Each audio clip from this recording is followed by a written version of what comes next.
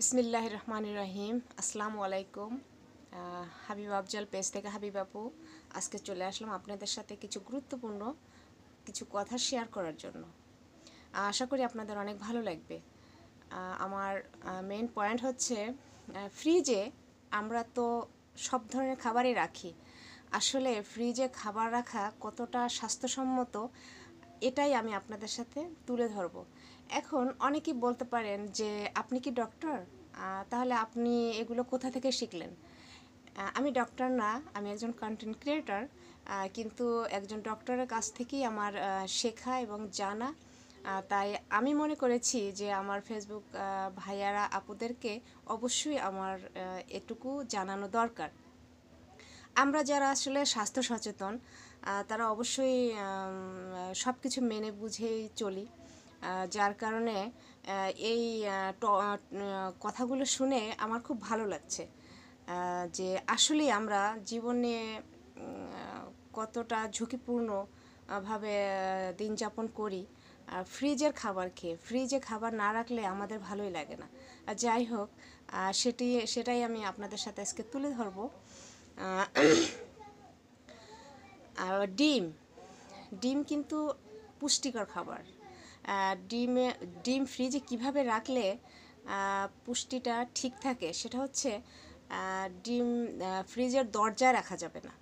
দরজায় কিন্তু রাখা যাবে না, যে কোনো পাত্রে হোক ফ্রিজের ভিতরে ঢুকিয়ে রাখলে তাহলে কিন্তু ডিমটা পরিপূর্ণ পুষ্টি থাকে, না হয় কিন্তু পরিপূর্ণ পুষ্টিটা থাকে না।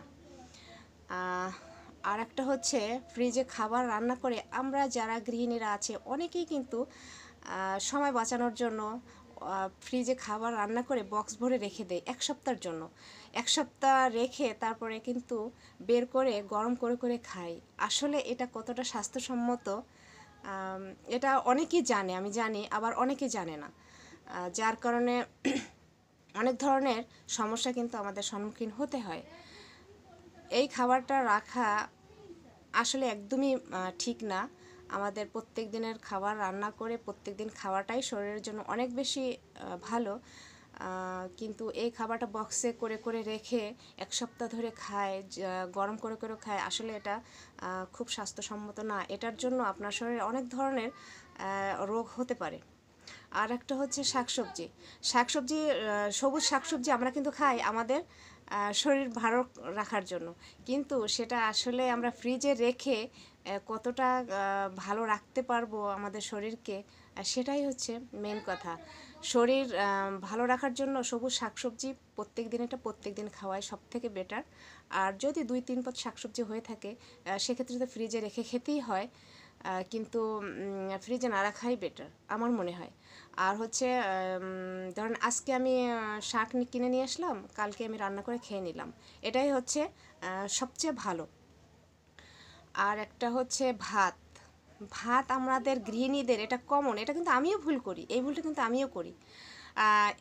ভাত খাওয়া হলে বাকি ভাতটুকু আমরা ফ্রিজে ঢুকে রেখে দেই, কিন্তু এইটা সব থেকে খারাপ। কারণ আমি এই যে কয়টা পয়েন্ট বললাম সব কয়টার থেকে এইটা সব থেকে বেশি খারাপ। কারণ ভাতে কিন্তু ফ্রিজে রাখলেও কিন্তু অনেক সময় বের করে দেখবেন ভাত একদম নরম হয়ে গেছে, আঠালো আঠালো হয়ে গেছে। এটা হচ্ছে ব্যাকটেরিয়ার কারণে।